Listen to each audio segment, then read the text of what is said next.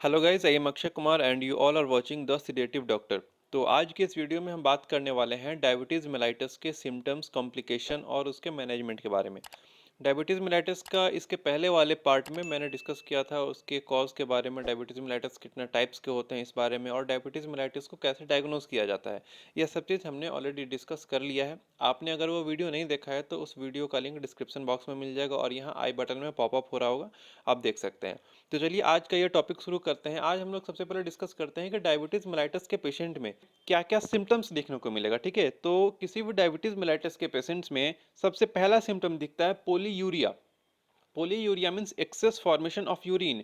Diabetes mellitus के patients में urine का फॉर्मेशन बहुत ज़्यादा होता है, बहुत ज़्यादा यूरिनेशन होता है और उसके यूरिन में ग्लूकोज भी प्रेजेंट होता है, जिसे हम मेडिकल टर्म में ग्लाइकोसूरिया कहते हैं, ठीक है? दूसरा सिम्पटम आता है पोलीडिप्सिया। पोलीडिप्सिया मीन्स एक्सेस थर्स्ट, बहुत ज़्यादा प्यास लगना। क्योंकि बहुत ज़्यादा यूरिनेशन हो रहा है, बहुत ज़्यादा यूरिन का फॉर्मेशन हो रहा है, तो बॉडी से वाटर लॉस भी हो रहा है ज़्यादा। वाटर लॉस ज़्यादा होगा तो थर्स्ट भी ज़्यादा लगेगा, प्यास भी ज़्यादा लगेगा, ठीक है? तो दूसरा क्या हो गया? पोलीडिप्सिया। तीसरा जो सिम्पटम होता है वो है पोलीफेजिया। पोलीफेजिया मतलब एक्सेस हंगर। डायबिटीज मेलाइटस के पेशेंट्स को भूख भी ज़्यादा लगता है। भूख ज़्यादा लगने के पीछे का क्या रीज़न है? तो देखिए, जैसे कि मैंने पहले वाले पार्ट में बताया था कि डायबिटीज़ मेलाइटस में क्या होता है कि ग्लूकोज़ तो हमारे बॉडी में प्रेज़ेंट है, लेकिन वो हमारे सेल्स के अंदर इंटर नहीं कर पा रहा है। ठीक है? हमारे सेल्स के अंदर इंटर नहीं करेगा तो सेल्स में एनर्जी नहीं, एटीपी का फ़ॉर्मेशन नहीं होगा। एटीपी का फ़ॉर्मेशन नहीं होगा तो हमारा बॉडी फूड डिमांड करेगा। ठीक है? तो इस कारण से एक्सेस हंगर, बहुत ज़्यादा भूख लगता है। ग्लूकोज़ हमारे बॉडी में प्रेज़ेंट है, लेकिन फिर भी बहुत ज़्यादा भूख लगता है, वो ग्लूकोज यूटिलाइज नहीं हो पाता है क्योंकि वो सेल में इंटर नहीं कर पा रहा है। ठीक है? और इसी कारण से बहुत वीकनेस भी होता है डायबिटीज मेलाइटस के पेशेंट में। ठीक है? तो पॉलीफेजिया के बाद अगला सिम्टम वीकनेस। वीकनेस होगा, वीकनेस होगा तो ऑब्वियस है वेट लॉस होगा। डायबिटीज मेलाइटस के पेशेंट में वेट लॉस भी होता है। इस तीनों का रीजन बस एक ही है कि ग्लूकोज हमारे सेल में इंटर नहीं कर पा रहा है, जिसके कारण एनर्जी का फॉर्मेशन, एटीपी का प्रोडक्शन ढंग से नहीं हो पा रहा है। ठीक है? वेट लॉस के बाद अगला जो सिम्टम्स आता है वो है डिलेड वुंड हीलिंग। अगर डायबिटीज मेलाइटस के पेशेंट को कोई घाव हो जाए, कहीं कट फट जाए, तो वो जल्दी से हील नहीं होता है। ठीक है? वो जल्दी से घाव नहीं भरता है। इसके बाद कुछ विजुअल डिफेक्ट भी देखने को मिलता है डायबिटीज मेलाइटस के पेशेंट्स में। अब बात आता है कि डायबिटीज मेलाइटस के पेशेंट्स में विजुअल डिफेक्ट देखने को क्यों मिलेगा। तो देखिए, हमारे आई में जो एक्वस ह्यूमर होता है वहाँ पे ग्लूकोज प्रेजेंट होता है।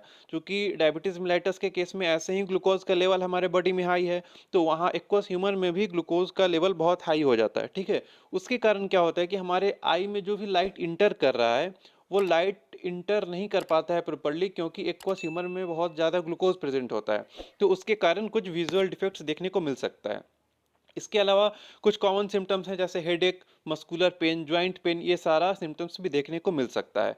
अब बात करते हैं कॉम्प्लिकेशंस ऑफ डायबिटीज मेलाइटस के बारे में कि डायबिटीज मेलाइटस के पेशेंट्स में हमें क्या-क्या कॉम्प्लिकेशंस देखने को मिल सकता है। तो सबसे पहला और सबसे कॉमन जो कॉम्प्लिकेशन है डायबिटीज मेलाइटस का वो है हाइपरटेंशन। ठीक है? ये आपको लगभग बहुत सारे डायबिटीज मेलाइटस के पेशेंट्स में देखने को मिल जाएगा, हाइपरटेंशन का केस। उसके बाद रेटिनोपैथी भी हो सकता है। रेटिनोपैथी मीन्स रेटिना में प्रॉब्लम आना। ठीक है? जैसे रेटिनल डिटैचमेंट ये सब होता है, ये सारा केस हो सकता है डायबिटीज मेलाइटस के कॉम्प्लिकेशन में। देन फिर नेफ्रोपैथी हो सकता है। नेफ्रोपैथी मीन्स किडनी का कुछ प्रॉब्लम हो सकता है, रीनल फेलियर, रीनल स्टोन, ये सब का फॉर्मेशन हो सकता है। देन फिर न्यूरोपैथी हो सकता है, नर्व से रिलेटेड प्रॉब्लम्स हो सकता है। फिर आर्थ्रोपैथी हो सकता है। आर्थ्रोपैथी मीन्स जॉइंट डिजीज, जैसे ओस्टियोआर्थराइटिस, ये सब हो सकता है। और एक फुट गैंग्रीन, जो ये भी एक कॉमन है डायबिटीज मेलाइटस के पेशेंट्स में। डायबिटीज मेलाइटस के पेशेंट्स में पैर में गैंग्रीन का फॉर्मेशन हो जाता है, जिसे हम फुट गैंग्रीन कहते हैं। तो ये सारा कॉम्प्लिकेशन है डायबिटीज मेलाइटस के पेशेंट्स का। ठीक है?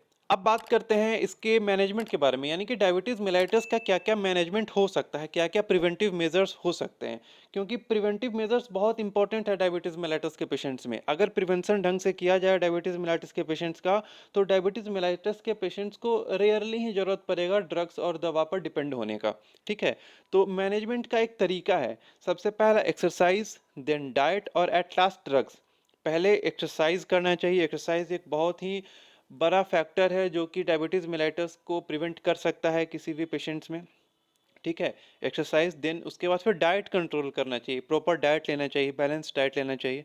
देन एट लास्ट एक लास्ट ऑप्शन रखना चाहिए ड्रग्स। ठीक है? एक्सरसाइज, देन डाइट, देन फिर लास्ट ड्रग्स। पर अक्सर लोग उल्टा चलते हैं, लोग पहले ड्रग्स लेते हैं, दवा लेते हैं, उसके बाद डाइट पे कंट्रोल करते हैं, देन फिर उसके बाद मन कर गया तो एक्सरसाइज कर लेते हैं। यही यहाँ पे गलत हो जाता है। इसे एक्सरसाइज, डाइट एंड ड्रग्स ऐसे लेकर चलना चाहिए तो डायबिटीज मेलाइटस को प्रिवेंट किया जा सकता है। ठीक है, तो ये सारी बातें हुई डायबिटीज मेलाइटस के बारे में, जिसमें मैंने इस वीडियो के पहले पार्ट में डिस्कस किया था इसके कॉज के बारे में, इसके टाइप्स के बारे में, इसके डायग्नोसिस के बारे में। आज मैंने बात किया सिम्टम्स, कॉम्प्लिकेशंस एंड मैनेजमेंट के बारे में। मैंने ड्रग्स और मेडिसिन का जिक्र अभी नहीं किया है। ड्रग्स और मेडिसिन के बारे में मैं अगले वीडियो में डिस्कस करूंगा। आज के इस वीडियो में बस इतना ही रहने देते हैं, symptoms, complications and management of diabetes mellitus. ठीक है, आई होप आप लोगों को ये टॉपिक क्लियर हो गया हो, अच्छे से समझ आ गया हो। इससे रिलेटेड कुछ भी डाउट हो तो आप हमारे कमेंट सेक्शन में पूछ सकते हैं या फिर मैसेज कर सकते हैं हमें इंस्टा पे। हमारा यूज़र नेम है @sedative_doctor, जो कि आपके स्क्रीन पे पॉपअप हो रहा होगा या फिर डिस्क्रिप्शन बॉक्स में मिल जाएगा। ठीक है, इसके साथ साथ हमारा वेबसाइट भी लॉन्च हो चुका है, उसका भी लिंक आपको डिस्क्रिप्शन बॉक्स में मिल जाएगा। वहाँ पे आप बहुत सारे डिजीज़ के बारे में अच्छे से पढ़ सकते हैं। ये जो डायबिटीज़ पर आप अभी वीडियो देख रहे हैं, इसके बारे में भी मैं उस पर अपलोड करने वाला हूँ 1-2 दिनों में। उस पर भी जाके आप सारा इन्फॉर्मेशन ले सकते हैं। तो फिर मिलते हैं अब अगले वीडियो में किसी नए टॉपिक के साथ।